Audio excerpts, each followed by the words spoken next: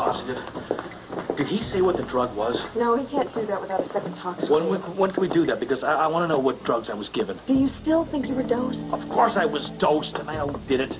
Well, where are you going? Let me get some answers.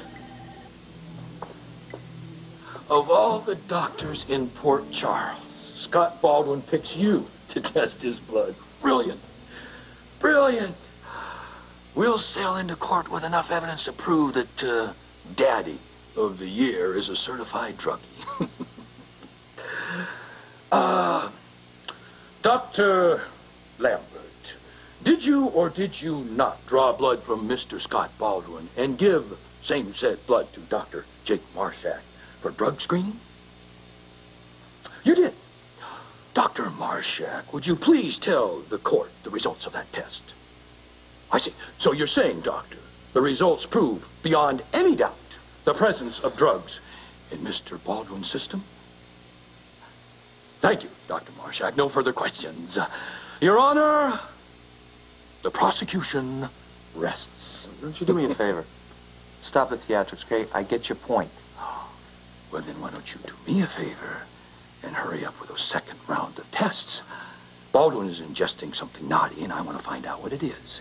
And as long as you're tinkering with your chemistry set, what do you say we find out if Serena's DNA matches up with Danielle's, Hey, you want me to cook you some dinner while I'm at it?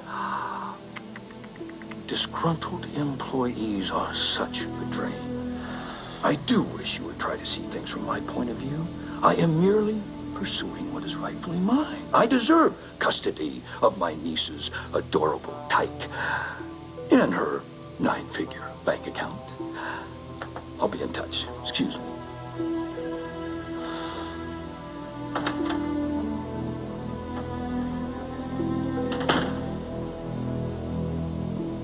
Chris, this is not my handwriting. You changed Mrs. Clark's chart. Yeah, well, if you look closely, you'll see it's not my handwriting either. You disguised it. Even you wouldn't be that stupid. Would you two listen? I was on my way to Devlin's lecture when I got a page to 612. Who told you to come to 612? I didn't ask. Okay? Now, I walked in the room, I saw the patients resting comfortably, I picked up her chart and read it. That's it, end of story. You're lying, Chris. I mean, this has become such a habit with you that you can do it without even blinking an eye. You know, you and your conspiracy theories are wearing thin. I'm beginning to think you two are as sick as Cooper was.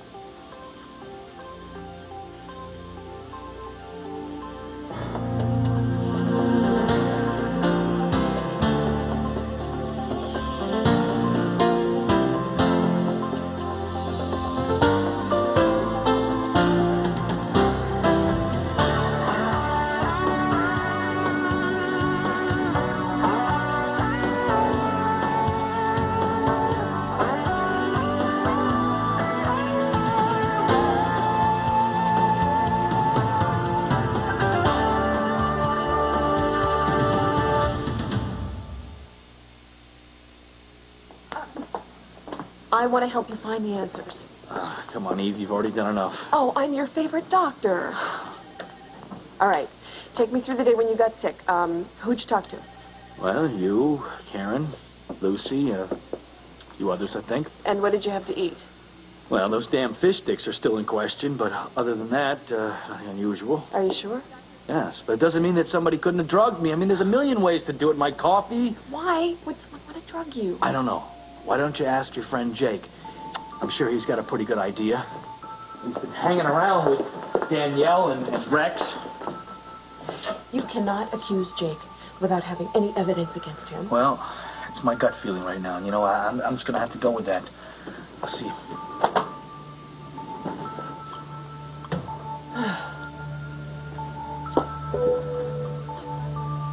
What the hell did you say to Boardman?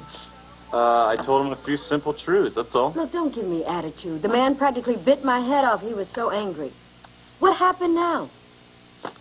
I told him to stop looking at me like a cripple and start looking at me as a doctor.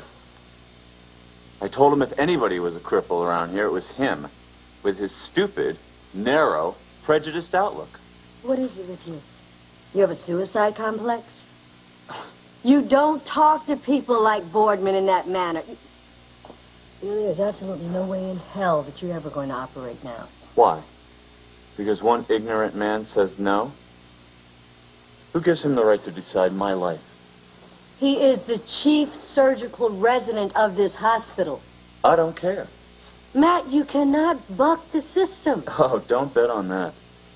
I've become an expert at bucking the system. Years ago, I couldn't have even gone to medical school because none of the campuses were wheelchair accessible. There were no curb cuts, there were no ramps, and even if I could have gotten into some of the buildings, I wouldn't have been able to get into most of the bathrooms. That system of yours wouldn't have let me. Not my system. The system. And besides, that's all changed now. You have the Americans with Disabilities Act. Well, you can thank the Vietnam veterans for that. Not to mention other disabled activists. You know, when those men and women came back from the war, they could barely find any facilities for the disabled. And when they started to ask why, they were told that people had been asking for years, ever since the end of World War II, to get something going for the disabled. But you know, nothing ever really happened. Nothing happened. That was the system's fault. So those people went straight at the system. They organized, they started fighting. They weren't asking for the moon, Dr. Burgess. They were just asking for reasonable accommodations. And they got them. Handicap parking, wheelchair accessibility, braille services for the blind, services for the hearing impaired. They just got what they needed. We got what we needed. And it was because of their effort and their perseverance that I can be here today. You know, they never stopped fighting, and neither will I. I may have blown it with Dr. Boardman today, but I'm not finished. I'm not finished by a long shot.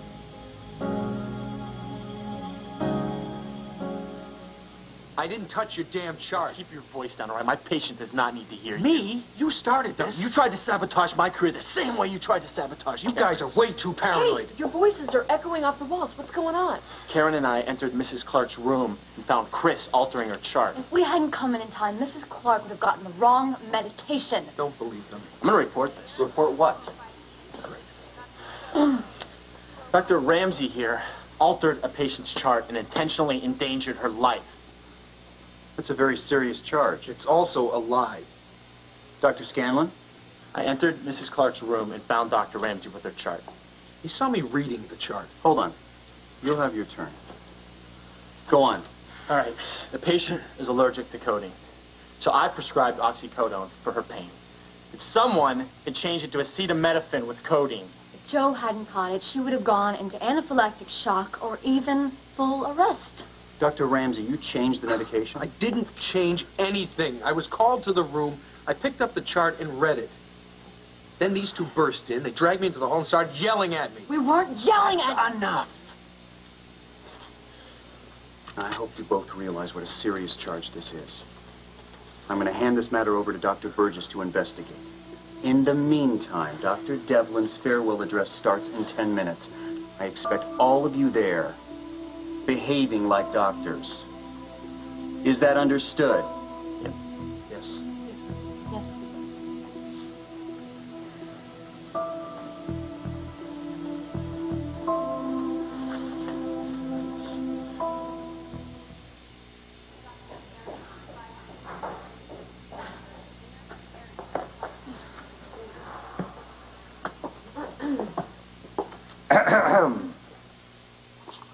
We doctors have the best job in the world. Now, I went into medicine for two reasons. I always enjoyed science, and I liked seeing how things worked. But also, I always wanted to be able to help people. Still feel that way. Now, you doctors have entered into one of the most exciting phases of your training. The chance to put into practice what you learned in med school. You'll find it hectic and exhausting, and trust me on this one, a very humbling experience. But you will also find it one of the most rewarding of times. I remember too clearly going from one rotation to another, each one fascinating in its own way. But it was the surgical rotation that got me. I knew that that's what I wanted to do for the rest of my life. My family manufactured clothes. They made a product and they sold it. And in that business, to really succeed, you have to create a need for that product. Now, we as doctors don't have to create a need for our services. We are needed. What you and I do as doctors matters. As a surgeon, when I use my hands to help a patient survive an affliction, I call on all my learning, all my skill, to fix something that's wrong, to make someone well. And the result is so rewarding, visible proof of that skill.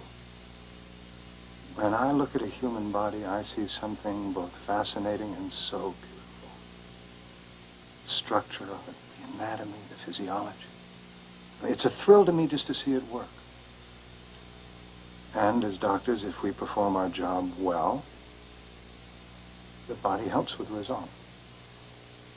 We can actually observe it recuperating, knowing that we have done something good for someone. Now there are the rewards. Financial, esteem. But with all my heart, I believe that we would do it anyway. Our product is health, and it's the most important thing that you can give someone. We do our job right, we prolong someone's life. And there is nothing you can manufacture. There's nothing you can sell that can compete with that. Each and every one of you, I wish you great success. And I am indeed proud to call you my colleagues.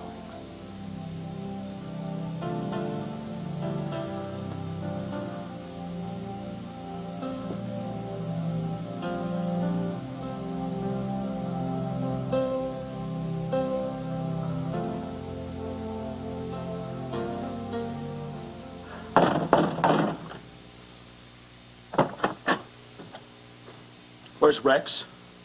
Why are you asking me? Come on, I'm not here to play games. I was drugged, and I want to know how he did it. How? Who did? Rex Stanton, you dummy!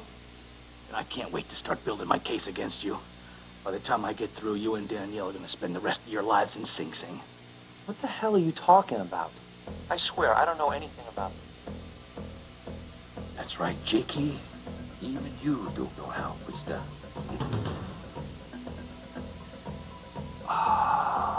A little dab will do you. One lick of this envelope and it's psycho time.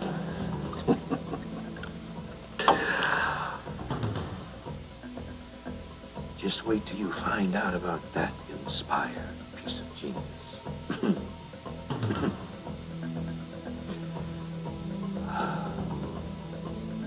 Okay, let's see now. Do we have everything that we need on the invitation? The date? Yes. And the time? Yes. And the place? Yes. Oh, good. Okay, so, what else? We decorate them with stickers. Hey, right. Yes, well, let's see what we have got here. Oh, look, how about pumpkins? Pumpkins aren't scary. Oh, they're not? Oh, well, what do you think we should use then? Thieves, witches, ghosts, and black cats. Oh, okay. Oh, and skeletons? Yeah! Yeah, all right. Okay, let's go. Let's start putting them on there. That's fun, huh? Oh, honey, you know what? I don't think we have any envelopes. Don't worry. Daddy keeps a lot of them in his briefcase. Oh. Oh, Serena, maybe we shouldn't use those. Maybe Daddy likes to kind of save those, you know, for business. No, it's okay. Daddy always shares with me. Oh.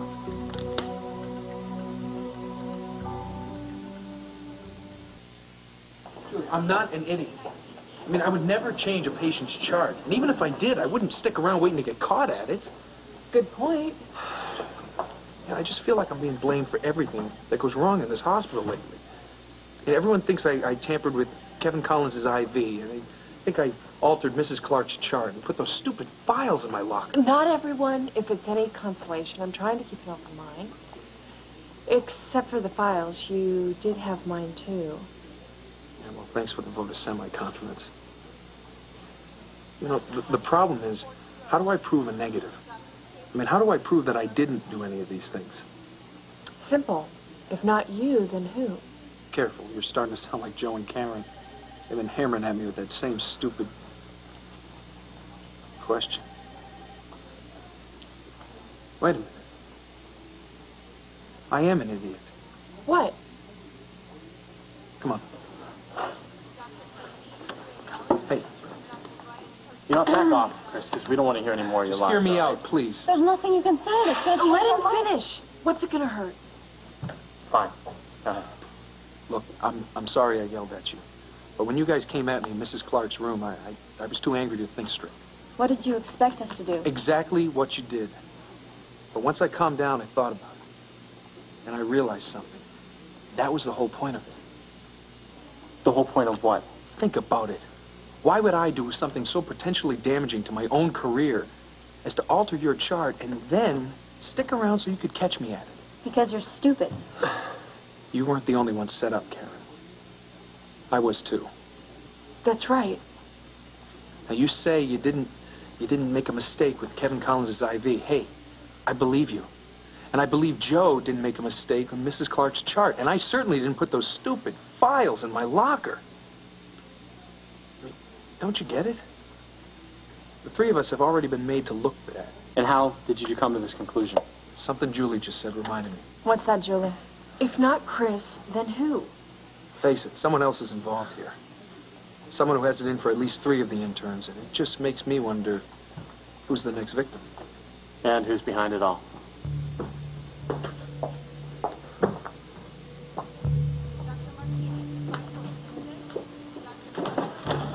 Dr. Harmon. Let me guess, you've decided to reverse your decision. Not even close. Your new duties.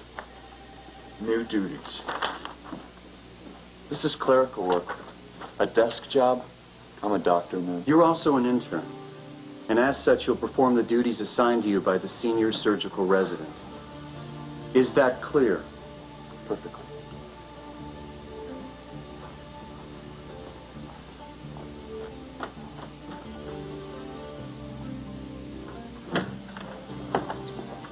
Oh, excuse me. I left my folder. There it is. Ben, before you go, your speech, it was nice. A little long-winded, but nice. Well, thanks.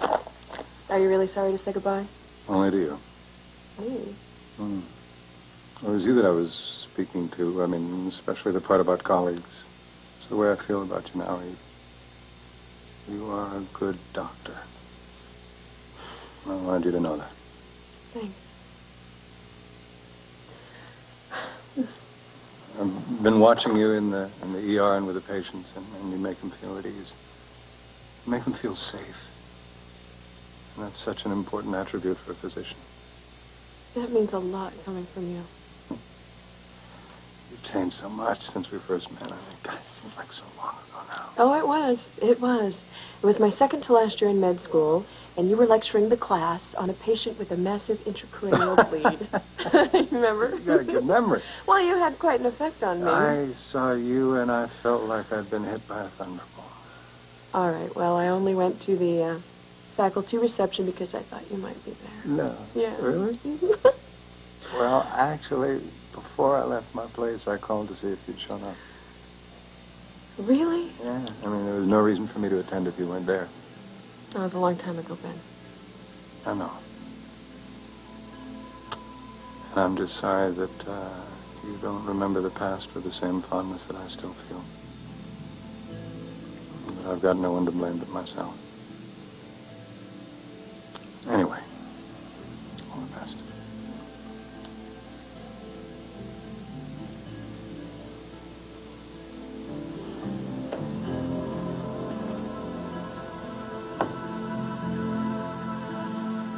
This is my absolute favorite. I just love the way you made this witch's nose all green. That's a pickle nose. Oh, a pickle nose, right. Well, then it must be a Halloween pickle.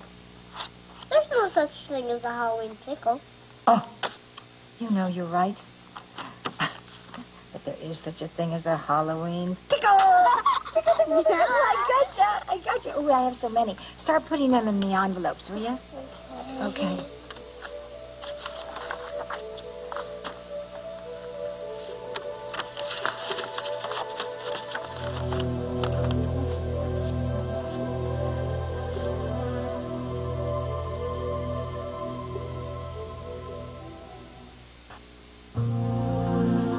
This is Willow Bay.